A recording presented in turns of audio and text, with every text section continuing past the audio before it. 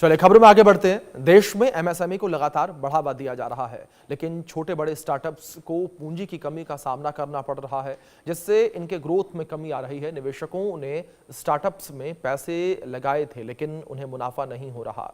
इन्हें कर्ज देने वाली माइक्रो फाइनेंस इंडस्ट्री को पुराने लोन वसूलने में दिक्कत आ रही है, जिसकी वजह से नए स्टार्टअप्स को लोन नहीं मिल पा रहे। बीते एक साल में लोन विवरण में 26% की गिरावट आई है। इससे निपटने के लिए रिजर्व बैंक ने कुछ कदम उठाए हैं, लेकिन विशेषज्ञों का कहना है कि सरकार को भी कुछ कदम उठाने की जरूरत है। बता दें कि ये लोन बाजार क्यों बिगड़ा और इसकी बेहतरी के लिए क्या कदम उठाए गए हैं।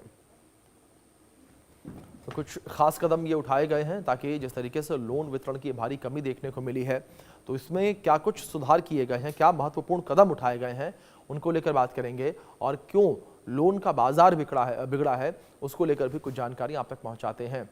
तो आरबीआई ने महत्वपूर्ण कदम भी इसको लेकर उठाए हैं। अब बात करते हैं कि क्यों लोन का बाजार बिगड़ा है।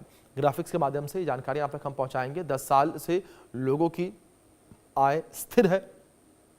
कोविड में छोटे उद्योग नहीं उभरे, यह भी एक बड़ा कारण, कोविड को भी एक बड़ा कारण हमेशा माना गया। और निजी सेक्टर में निवेश नहीं बढ़ा है, इस वजह से लोन का बाजार बिगड़ा है। बिजनेस मॉडल सॉलिड नहीं था, यह भी एक प्रमुख कारण माना गया। और कई सेक्टर्स में नई नौकरियां घट गई हैं, कम हुई हैं। अब बात करेंगे बेहतरी के लिए कदम को लेकर कि क्या कुछ कदम उठाए गए हैं।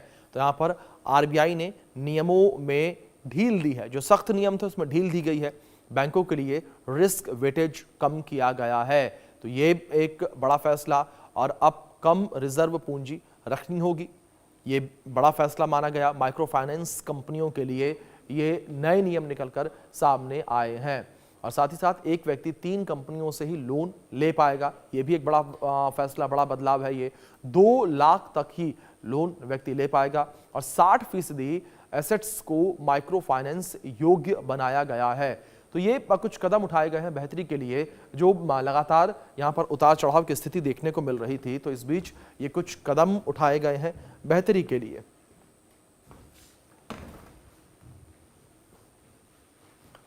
तो यहां पर आरबीआई के द्वारा कुछ ये कदम उठाए गए हैं बेहतरी के लिए। और जिस तरीके से बाजार जो है बिगड़ता हुआ नजर आया, तो उस बाजार को सुधारने को लेकर ये कुछ फैसले जो हैं वो लिए गए हैं और इसमें कुछ बेहतरी जो है वो होती हुई नजर आएगी।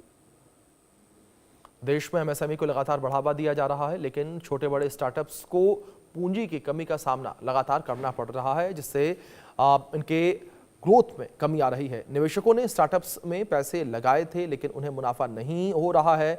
और इन्हें कर्ज देने वाली माइक्रो फाइनेंस इंडस्ट्री को पुराने लोन वसूलने में दिक्कत आ रही है, जिसकी वजह से नए स्टार्टअप्स को लोन नहीं मिल रहा।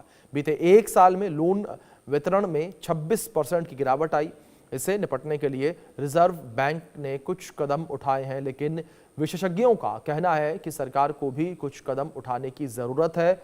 बता दें कि ये लोन बाजार जो है बिगड़ता हुआ नजर आया है, और इस बिगड़ते लोन बाजार में सुधार के लिए भी कुछ महत्वपूर्ण कदम उठाए गए हैं। हमारे सहयोगी मनोहर केसरी हमारे साथ जुड़े हैं, उनका रुख करेंगे इन्फॉर्मेशंस के लिए। मनोहर, किस तरीके से एक बड़ा कह सकते हैं कि उतार चढ़ाव की स्थिति इस वक्त देखने को मिल रही है लोन मार्केट के अंदर, और माइक्रो फाइनेंसिंग जो कंपनियां हैं उन्हें भी तमाम समस्याओं का सामना इस वक्त करना पड़ रहा है। देखिए, बिल्कुल जिस तरह से लघु उद्योग से जुड़े हुए जो लोग हैं, चाहे सूक्ष्म हो या हम बात करें आपका मिडिल सेक्टर के लोग हों, जो छोटे छोटे कुटीर उद्योग में जुड़े हुए रहते हैं, उन लोगों को लोन लेने में बहुत ज्यादा दिक्कत होती है, क्योंकि जिस तरह से उन्हें तमाम प्रोसेस से होकर के गुजरना पड़ता है। तो इस मद्देनजर अब देखिए 26% उन्हें लोन लेने में गिरावट आई है। भारत सरकार ने स्टार्टअप तो आगे बढ़ने की बात कही है। जिस तरह से लोग आगे बढ़ रहे हैं, तो वैसी स्थिति में अगर हम बात करें तो आरबीआई ने कई ठोस कदम उठाए हैं, और उस कदम के मद्देनजर आने वाले सालों में इसका असर देखने को मिलेगा। अगर हम बात करें कि कौन कौन से मुख्य कदम आरबीआई की ओर से उठाए गए हैं, ताकि जो छोटे एंटरप्रेन्योर हैं, जो छोटे छोटे लघु उद्योग मुहैया कराए जाते वैसे भी अगर हम कहें तो फ्लोटिंग लोन जो होता है, उस लोन में जो प्री पेमेंट शुल्क लगता है वो 1 जनवरी 2026 से जो है सो नहीं लगेगा, उसको खत्म कर दिया गया है ऋण की पारदर्शिता के लिए। खास से अगर हम गोल्ड लोन की बात करें तो उसमें टेन्योर बढ़ा दिया गया है, 180 दिन से बढ़ा करके 270 दिन किया गया है। इसके अलावा आर्टिफिशियल इंटेलिजेंस का इस्तेमाल करते हुए, डाटा एनालिसिस का इस्तेमाल करते हुए ज्यादा से ज्यादा और सही ढंग से लोन उन लोगों को मिल सके ताकि वो अपना कारोबार कर सके और भारत की जीडीपी में भी अपना योगदान दे सके। तो ये कई ऐसे कदम हैं जो उठाए जा रहे हैं। बिल्कुल बिल्कुल मनोहर, जाहिर तौर पर कई बड़े और महत्वपूर्ण कदम उठाए जा रहे हैं। फिलहाल बहुत शुक्रिया जुड़ने के लिए और जानकारियों के लिए। खबर इस बीच बिहार